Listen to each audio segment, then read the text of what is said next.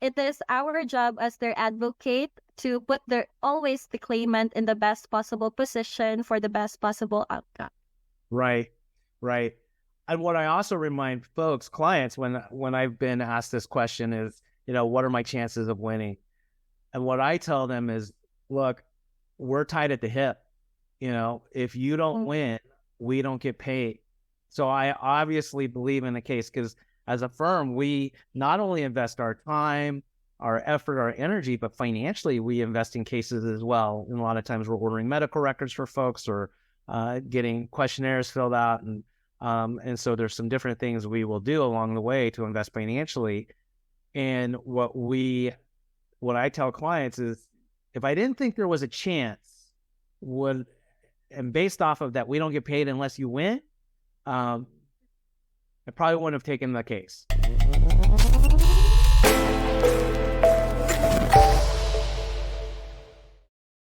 So welcome, Kester. How are you? I'm fine. Thank you so much for asking. Well, I am grateful. I know how busy you get, so I'm grateful that you've carved out some time for me today. And why don't we start with why don't you introduce yourself, tell whoever's listening, whether there's clients or potential clients, or just people who happen to kind of land on this video, just a little bit about who you are, where you came from, and just a little bit about background information. Hello, my name is Kester and I am from the Philippines. Prior to joining the firm, I had a 4-year experience working in a call center company based in the Philippines, where I held roles such as customer service representative, technical expert, as well as a product-specific trainer. Well, you've had a lot of customer service background, and it really shows here at the firm at Evans Disability. And, we've gone through a series of, talking to different folks on the team. And what's really great is you guys have sort of all worked together in the past, but what are some of the major corporations, global corporations, global corporations that you work for around the world? To be honest, I only had one major call center that I've stayed with for 4 years, and that's T-Mobile. So it's like a telecommunication company, and we've transitioned from customer care to technical up until I had the opportunity to be promoted as a product-specific trainer there. Well, that's awesome. So you kept getting promoted is what it sounded like. And T-Mobile is it's not a local company. It's a pretty a worldwide telecom company. So it's impressive that you would get promoted within T-Mobile, and I know you probably work for BPO, but within T-Mobile and providing support to T-Mobile. Yeah. So yeah. How did you end up with our firm? Actually, it's always been a strong desire for me to connect with people on a personal level. Aside from my background as a customer service representative before, I've studied with hospitality management, which is really more into communicating with people. And fortunately, one of my former colleagues informed me about an opening at Evans Disability. I took a leap of faith and applied in your firm, and I was fortunate enough to actually be offered with the position. This opportunity has allowed me to help numerous individuals as an application specialist. I love it. And maybe you can tell our audience from your perspective and what an application specialist does in our firm. Yep. So an application specialist at Evans Disability, or as an application specialist, I help claimants apply for Social Security benefits by asking them program-specific questions and help them filling out the form on their behalf. This is actually a service aimed at supporting our clients as well as future clients to fill out the application, because we understand that some questions can be very confusing, especially if there is no anyone, or there's no person that's available to actually provide clarification with some questions. Right. I think it's a wonderful thing that you do. and the service that, day in, day out, and helping people and guide them through those pretty lengthy applications. And the fact that you're filling it out for them, folks who are disabled, the idea of sitting down and having to write everything out or plug everything into a computer, I think is a great service as well. You mentioned something that I want to ask you in your answer about the different programs. And maybe you can share with our audience what you meant by the different programs. Yep. So we actually do have our Social Security have a lot of programs for our US citizens that needs help, especially with disability benefits. We have the SSI, the SSDI. We also have the DAC or disabled adult child. We also have the child benefits and the widow or widower's benefits. Yeah, so there's 5 disability programs that you mentioned there. And I think a lot of folks will show up and thinking, oh, I'm just going to apply for Social Security disability.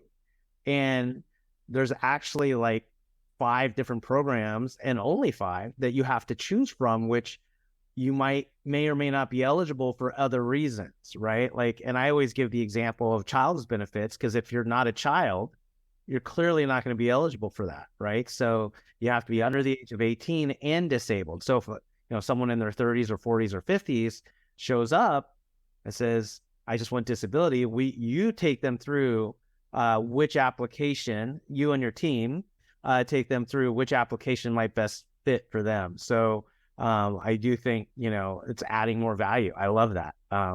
It's a big theme.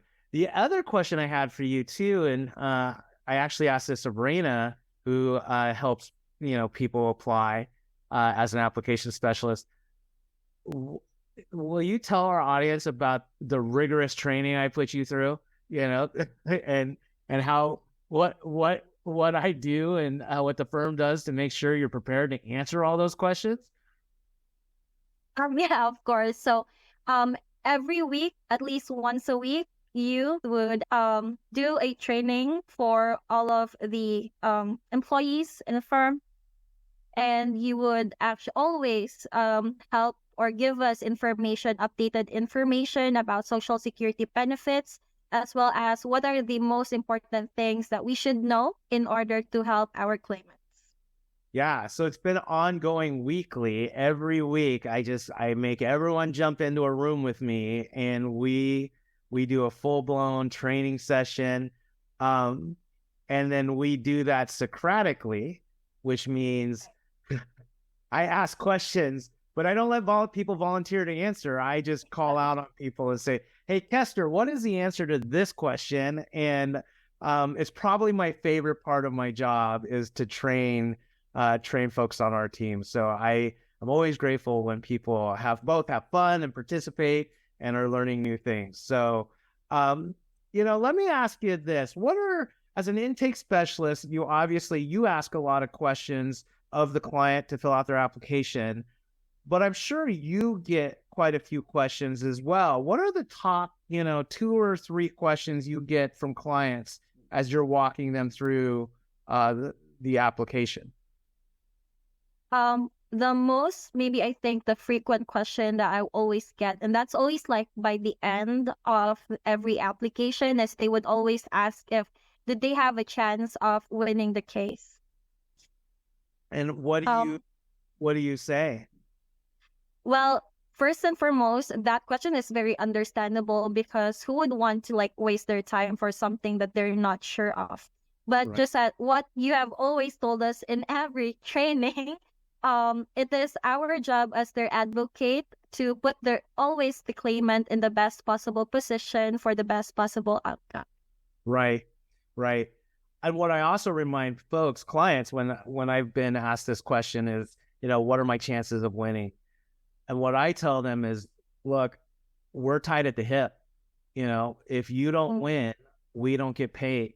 So I obviously believe in the case, because as a firm, we not only invest our time, our effort, our energy, but financially we invest in cases as well. And a lot of times we're ordering medical records for folks or getting questionnaires filled out. And so there's some different things we will do along the way to invest financially. And what we what I tell clients is, if I didn't think there was a chance, and based off of that, we don't get paid unless you win, I probably wouldn't have taken the case. So that's something we consider as well. Is there any other frequently asked questions that you get along the way? I kind of know I cut you off there, but was there anything else? This is not really like a very frequent, but sometimes I think they might like forgot asking this question to our intake team, but they would ask if ever they can hire us because they are currently still like represented by like a different attorney and what they can do about it. Right. So meaning they started the Social Security disability process maybe with some other law firm or lawyer, and they want to hire us. And then what do you tell them? Like honestly, this is something that I always need to like consult first with my manager, because I always need to like make sure that everything that I'm saying to our claimants are correct or accurate. But most of the time, I would always ask them about the details of their current attorneys or representative, and that way I could relay this information to my manager. But definitely, yes, we can always represent them, and there's just like process that we need to do first in order for us to take over the case. Yeah, so that's a great approach. Check in with your manager. I think a couple things come to mind when clients ask or have asked me, like, hey, can I fire my prior lawyer? And what I will say is, let's talk about why you want to fire your prior lawyer, and because usually it's the lawyer's not meeting an expectation. And then really what I'm wanting to know is, what are your expectations? Because I would hate to fail you in the same way, right? I would hate for our firm not to meet your expectations, and now you're just with another law firm who's disappointed you. And so sometimes like clients like, well, I want my lawyer to call me every day, right? Well, that we will not be able to meet your expectations. To be really honest, we're not going to be the law firm that calls you every day in a 2.5-year process or a 2-year process. But will we respond to you hopefully in 24 hours or the same business day? That's our goal, but no later than 24 hours later. And then of course, if they say, I think we can work together and we lay out, here's what we do, then yes, of course, they can fire their prior or their lawyer and come to our firm. So if there's any advice that you would give to a new client coming into the firm, and starting this journey, what piece of advice would you give them?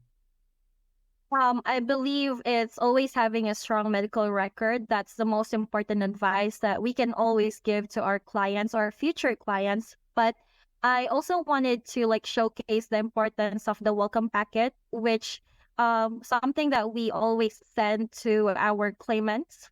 So the packet would always include the timeline of the process, so they know when to expect the decision, as well as what Evan's disability what they can expect from your Evan's disability and their to-do list in order to also help their case. Yeah, so that welcome packet is actually something we've been developing, frankly, over the last 23, 24 years. It just keeps getting nicer and better and more information. So that's a great piece of advice.